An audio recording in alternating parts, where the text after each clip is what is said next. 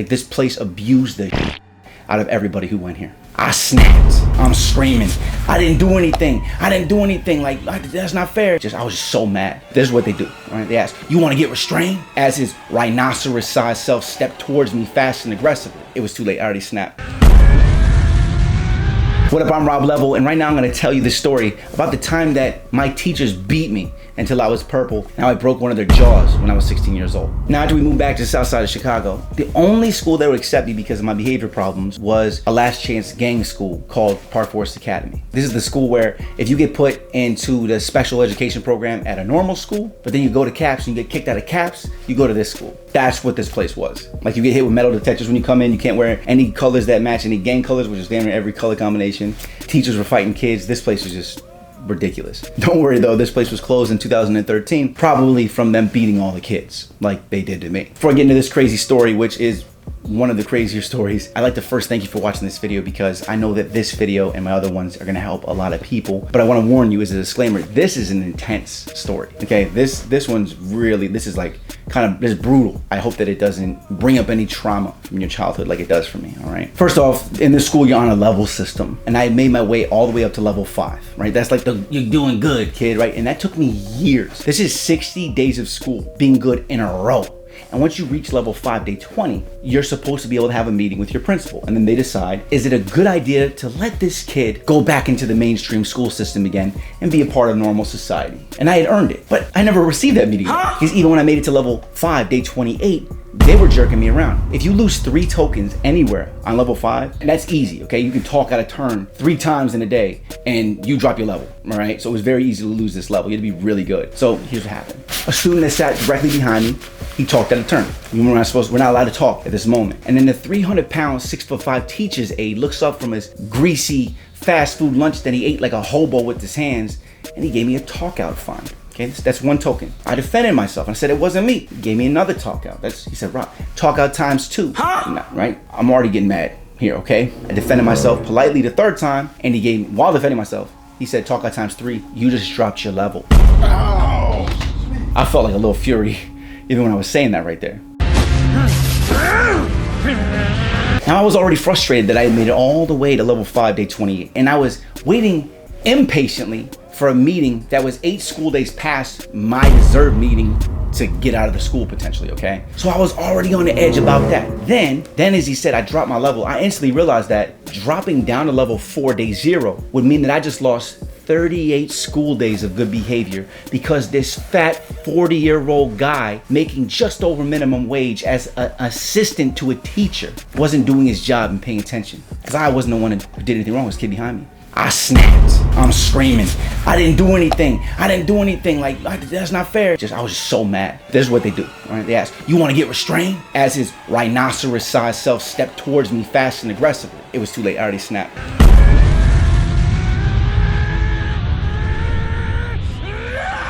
I punched him right in his jaw. He was right here. I'm looking up at him. I was already so mad. I was so mad because I knew that when they restrain you, they hurt you, they abuse you. Imagine 200-300-pound people laying on top of you, putting their elbows in your back. In straight self-defense mode of not getting restrained, I punched him right in his mouth. Shattered his jaw, because I was in fear of being tackled and put on the ground by this person, because I've been restrained so many times, and every single time they hurt me. Because I'm pigeon-toed, they take my feet and they twist them outwards and lie on them because they know that I'm pigeon-toed. Like, this place abused the out of everybody who went here. And what I'm about to tell you is sheer proof of that. And I have the pictures that I'm gonna show you at the end of this video that shows you how much they abuse you. So I didn't want to get restrained, knocked him in the mouth. He stumbled back, hit the ground. He screams, Steph! All right, now let me tell you what this means. It's like the mating call, right? It's to gather his fellow heavy-set animal friends, right? That's when all the other moose, rhinoceros, and hippopotamuses, these big-sized teachers' aides all run out of the classrooms, right? Because they all come, they're excited to restrain the kids. They like inflicting pain on us. The whole building shook at the weight of the stampede that was headed towards me. Oh, God. And you think that I'm joking, but every time somebody got restrained, this was it, because it was the most exciting part of a teacher aide's day, was when they got to restrain a student and feel like they had some amount of power in their life. It's ridiculous. So every time that they had an opportunity to restrain a kid, they got an excited look on their face. And that's exactly why I punched him in the mouth, because he wanted to restrain me. He was happy I lost my level. They got off on that shit. That makes me mad right now. These are people who are supposed to be helping kids, you know? Whew. All right. So basically, they get us onto the ground, and then 2 of these 300-pound people just lay on top of us with all their weight, right? I've seen them, this is not a joke, I've seen them many times eating lunch while restraining us, playing, oh my God, dude, playing Game Boys while lying on top of us. I'm not kidding. If they were mad at you that day, they'll lie on you for 20, 30 minutes. I hated that school. I've seen them making jokes, having full-out phone conversations with people, talking to one another and laughing and make jokes while they're lying on top of us. Ridiculous, right? Like I said, they'll twist your body parts that don't twist or bend in that area, and then they put more pressure on it, right? When they threw me on the ground this day, I was 5'6", 140 pounds. You know, now I'm 5'9", 200 pounds, muscle. I mean, I worked out for years just so that people like this can never hurt me again. Okay, like in life, you know, even when I was out of school. Now I'm 5'10", 5'11" with shoes, and I weigh 200 pounds because I've been working out, right? Because I'm letting nobody pick on me ever again, all right? And they restrained me for literally an hour. Seriously, I yelled and kicked the whole hour as 4 300-pound rhinoceri, whatever you say it, were lying on top of me on a concrete floor as they dug their elbows into my back, drove my knees into the concrete floor, and they usually did this, and there was 4 of them. They were taking turns. When one of them got tired of lying on me, the other one lied on top of me. It is freaking ridiculous. But you could see why I was so mad and screaming the whole time. I just lost my level over nothing. Then I got threatened to get restrained, and I defended myself. But here's the thing, is you can tell from the marks that were left on my body that they didn't just lie on me. From being held down so long with all that weight on my body, it caused me to turn purple, literally purple. And this left marks all over my body. And we finally got around to taking pictures, which was like 5 hours later at my grandma's house, by the way. Okay, and it was 5 hours later only because my aunt, who was my guardian, and my uncle were at work, and my grandma didn't have a camera, so she couldn't take pictures immediately. But when my uncle showed up, he came with a disposable camera. I'm gonna show you the pictures. This was 5 hours later. Imagine what I looked like the minute I was done getting restrained before blood flow started again, right? My head was pounding, like there was no blood in my brain. You see my little silver chain there too. I was such a little thug, you know. I'm just kidding. I was just trying to fit in. And also, because I'm sure you don't know, but in these pictures, I'm actually a junior in high school, even though I look like I'm in the 6th grade, but I was just small. And this is the exact reason why it was easy for other kids to pick on me and start fights. But the next day, my uncle called the police. My uncle saw me.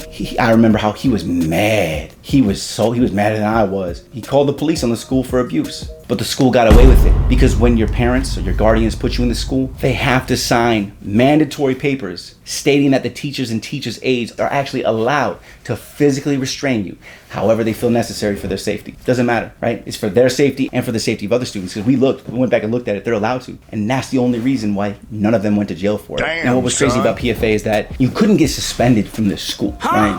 We're far past that. You also couldn't be expelled. That was the point in a behavior school like this. It protected students from failing or getting kicked out of the school system. That's what this place was. It was the last chance thing. And so like I said before, if you got kicked out of a normal school, you'd be then put in the behavior classes in that normal school. You get kicked out of those and you go to CAPS. You get kicked out of CAPS, you come here to this place, right? It was so that you could just graduate even if you were stupid, honestly. But because of everything that happened, I got pulled out of that school immediately. And since no other schools in the state of Illinois would accept me because of my school records and my behavior issues, I was forced to move states to finish high school. Wait till you hear the next part of the story, because it gets worse. I'm gonna put links to those stories below. So lastly, I wanna thank you so much for watching. I hope this helped you in some way. So if you could, please do me a favor. Please share your painful or your joyful stories below. Your opinions and your thoughts about my story I just told you, do that below in the comments for me. And I ask you to do that because you never know who's gonna read it and who it's gonna help in the future. I'm promoting these videos to help inspire and motivate people. So if you have a second, please go below, look at people's stories and what they're saying. Help them with your advice so that they know that there's people out there who also have the same experiences, and people do care, because some people don't have that, all right? Also, if you're struggling with anything, write it out below. No one is judging you, and I'm in the comments responding. You'll notice that below. So if there's anybody hating on anybody or being negative, you're gonna get banned from the channel. I'll just delete their comments and you won't have to worry about it. You're in a safe place, okay? Lastly, please like this video and subscribe, because it helps this video spread organically so that more people get motivated, more people get inspired. Because when you do something like this video, it really helps me in the YouTube algorithm. So I really appreciate it. To hear the next screwed up part of my story or see what kind of other crazy stories happened, I put all the links to all of my stories that were part of my life story song below this video. And in there, you're gonna see all these titles to all these videos that are just crazy story after crazy story. And I think you're gonna wanna watch every single one of them. All right, so go check those out. I'll also put a few story videos that I suggest you watch next on screen here in just a second. So you can check those out while one of my songs that matches this story plays in the background. I'm Rob Level. Follow me, Rob_Level on Instagram. Keep believing in yourself and keep hustling. And I'll see you at the top. What up, I'm Rob Level, and I'm about to tell you the most messed up true story about how it truly feels to be suicidal. How our mind works to build to that point of an unbearable sadness for a truly depressed person. If you're depressed or anything along those lines, this video is gonna help you because I've been there. Trust me. You're gonna feel like I'm inside of your head the way that I'm gonna describe this, all right? Level. Ooh, I would've thought by now that I'd be way past these days. By now that my top be down on my brand new black Mercedes. Thought I would've made it by now. Thought I would've made it by now. Thought I would've made it by now. Thought I would've made it by now. Working 9 to 5, saving to survive. Pay the bills and put a little to the side.